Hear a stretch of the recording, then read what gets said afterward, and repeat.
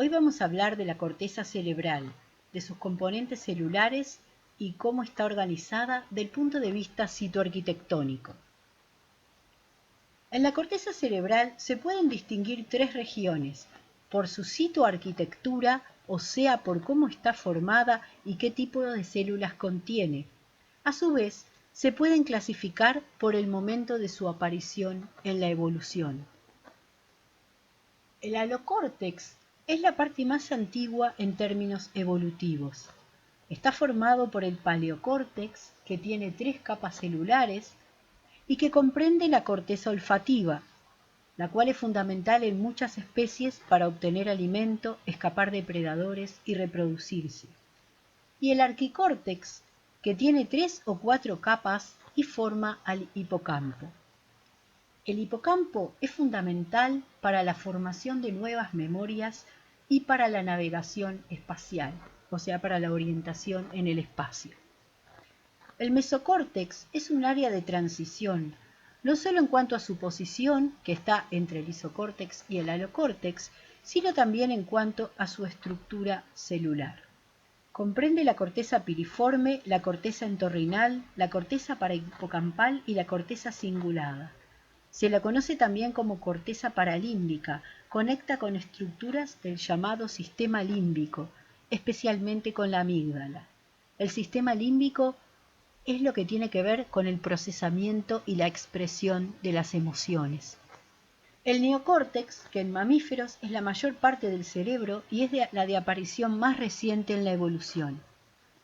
Se llama neocórtex porque es la parte más nueva del cerebro, evolutivamente hablando. Consta de 6 capas celulares o láminas. Con los mamíferos aparecen conductas más complejas, como por ejemplo los comportamientos sociales. Y a su vez, parece que el desarrollo de comportamientos sociales permitió el desarrollo del cerebro. Aquí podemos ver en esta imagen la disposición en un cerebro de humano, un cerebro de mamífero, de estas 3 regiones de la corteza cerebral. Las partes más antiguas quedan más adentro, si bien están recubriendo la superficie de este cerebro, algunas partes quedaron más hacia adentro. Entonces aquí tenemos el arquicórtex, aquí tenemos el mesocórtex, y lo que más predomina, se ve claramente, es el neocórtex. Aquí en esta parte del esquema podemos ver algo de la disposición celular de algunas regiones de estas cortezas.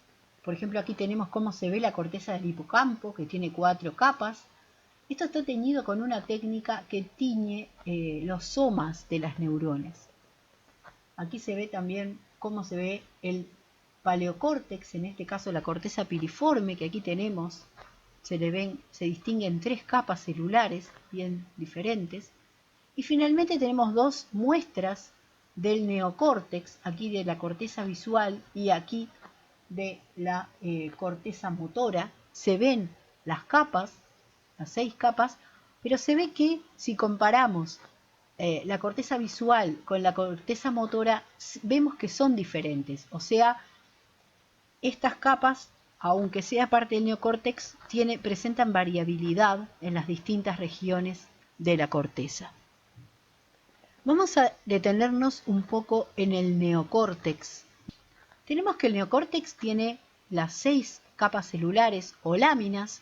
Si esto es la superficie de la corteza, es donde estaría la pila madre, ¿verdad?, recubriendo esta superficie, y esta sería la capa 6, la capa más profunda, y aquí tenemos sustancia blanca. Las neuronas, además de ubicarse en estas 6 capas, se ubican en columnas, que serían estos cilindros que están como inmersos en esta corteza.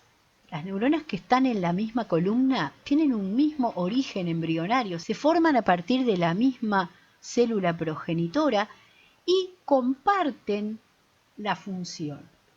Las neuronas de una misma columna están dedicadas, por ejemplo, a procesar el mismo tipo de estímulo.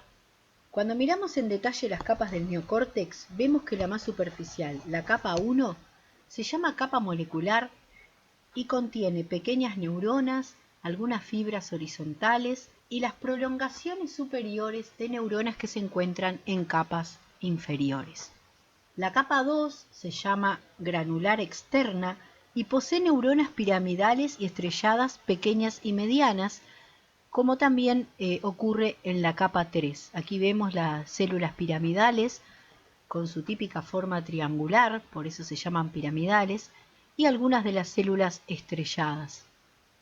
También encontramos en la capa 3 algunas células fusiformes y células en cesto. La capa 4, o capa granular interna, tiene neuronas piramidales pequeñas y células estrelladas. Además, tiene un conjunto de fibras horizontales llamada estría de Ballinger, y en esta capa se encuentra la banda externa. Luego tenemos la capa 5 o piramidal interna, donde se encuentran las neuronas piramidales más grandes y la banda interna de la estría de Ballinger. Finalmente, la capa 6 se le llama la capa multiforme, que tiene varias neuronas de forma irregular.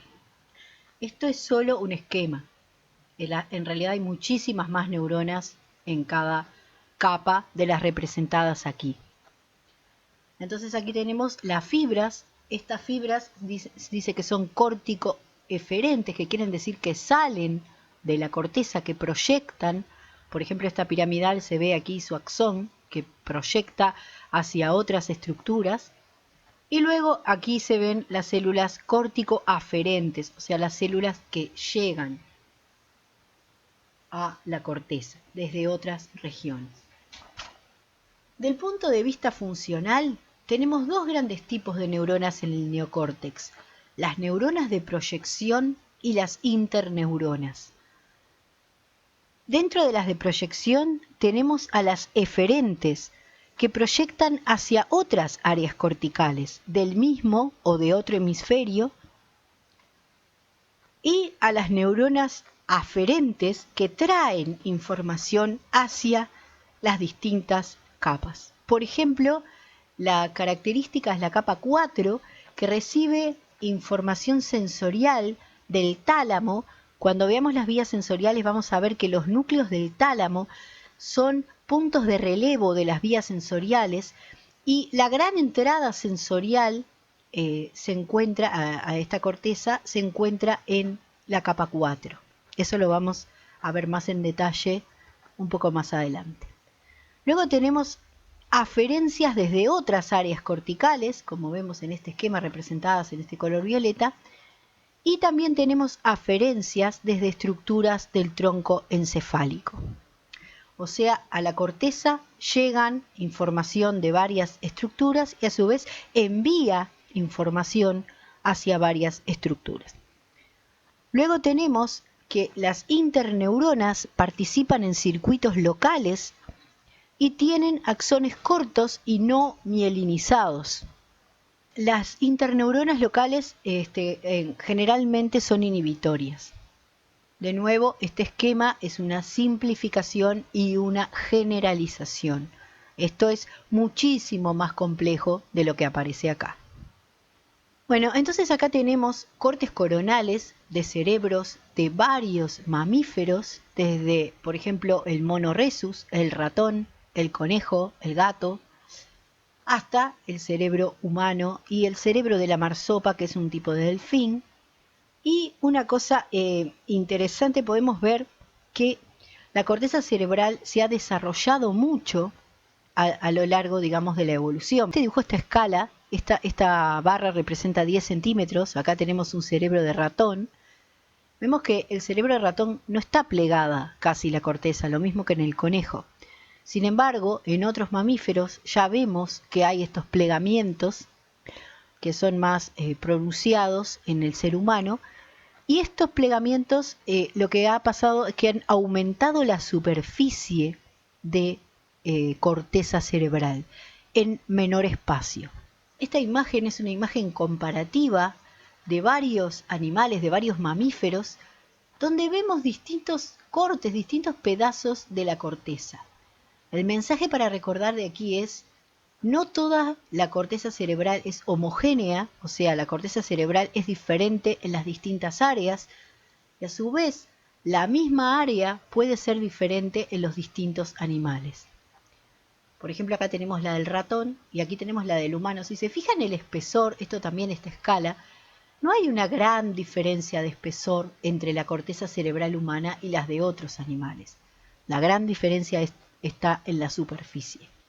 Estos son cortes de corteza parietal teñidas con la técnica de Nissl, que solamente tiñe los somas de las neuronas. No vemos las prolongaciones.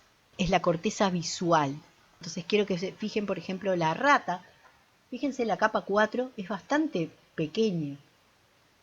Y esto se debe a que la rata es un animal nocturno y su principal sentido es el olfato. Por lo tanto, no tiene un gran desarrollo de la capa 4 en la corteza visual, porque su principal entrada sensorial no es la visión.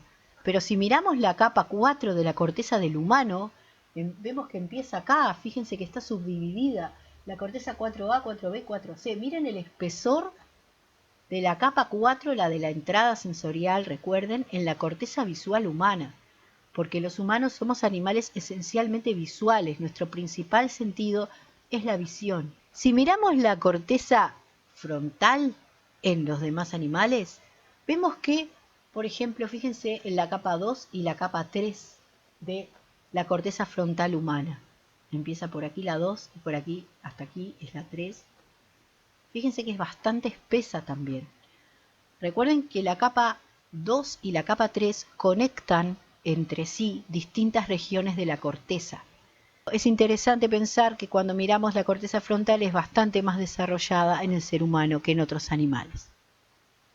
Acá tenemos otra comparación entre el humano y el ratón, en el cual vemos que son neuronas piramidales de la capa 3 del neocórtex. Por ejemplo, aquí vemos la del humano y la del ratón. Esto está más o menos a la misma escala también. Aquí está la barra de tamaño. Y vemos que las neuronas humanas se diferencian de la del ratón en que tienen más prolongaciones, tienen prolongaciones más desarrolladas.